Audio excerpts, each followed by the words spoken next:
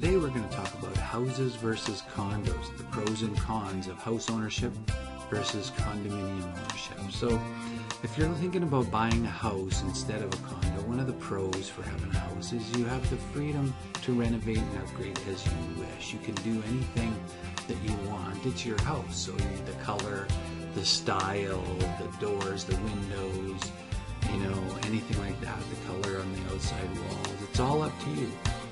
The other is to cut or not to cut the lawn. Again, given the state of affairs out there, you only have to worry about whether the city thinks you're letting your yard go to pot and they want to actually have you cut the lawn. Pets or no pets, it's your decision. It's your house. So you can't, as long as you're having pets that are allowed in your municipal district, you can have those pets in your house. Nobody's going to tell you yes or no. One of the other things that ends up being a real issue is paying for utilities and amenities that you use. When you have your house, really, you only pay for those things that are particular to you or that you want to use.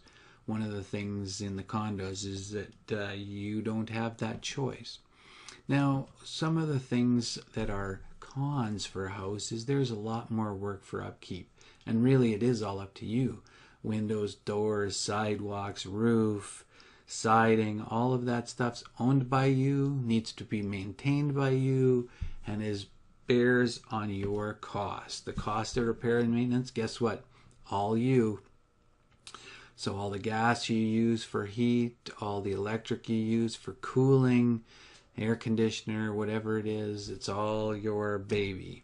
Expenses vary monthly or seasonally, so are you good at a budget? Imagine if you're in the south and it's hot all summer long, it's air conditioning, but in the wintertime you don't use as much air conditioning, and so your cost of electric bills are significantly less.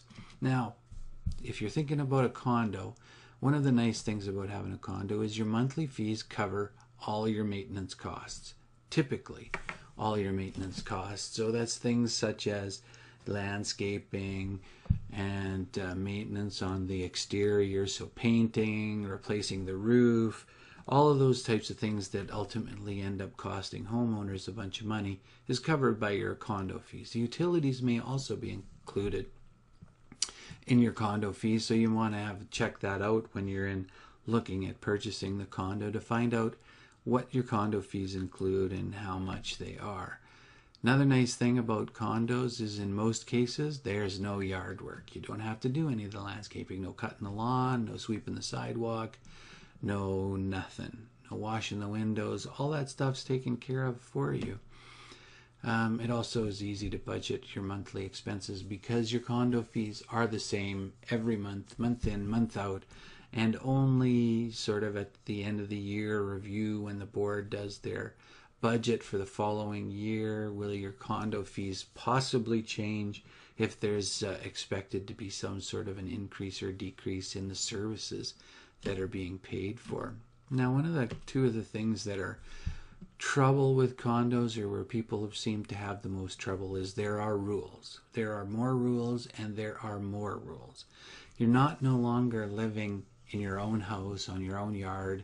You're living communally in a building where you have other owners of the property. So you're sharing the ownership of the entire building and only own the particular unit that you are in. So you have rules whereby you've got to live by.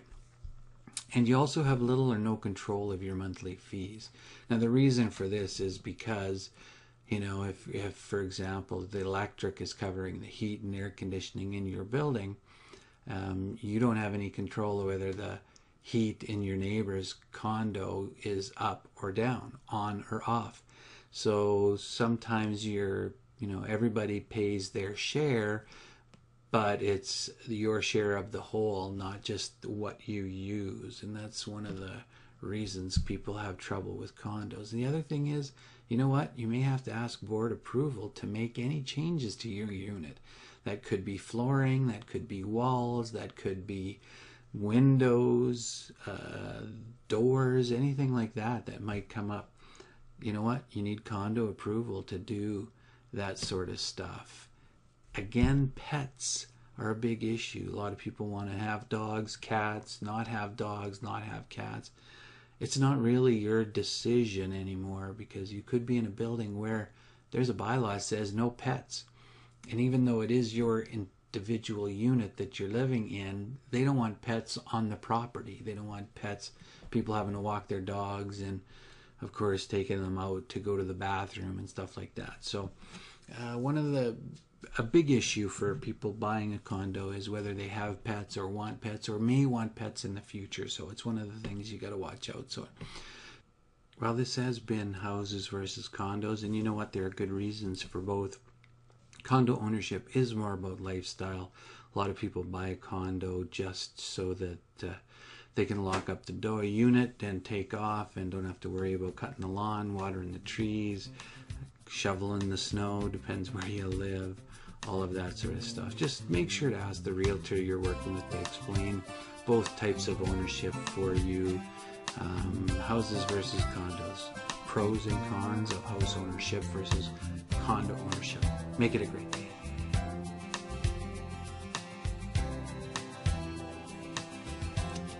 For a free guide on how to hire a realtor, go to www.calgarymlsrealestatesite.com. In this guide, you'll receive tips for hiring a realtor, 5 reasons why you need to hire a realtor, 15 things you need to know before you hire a realtor. Again, go now for instant access to the guide at www.calgarymlsrealestatesite.com.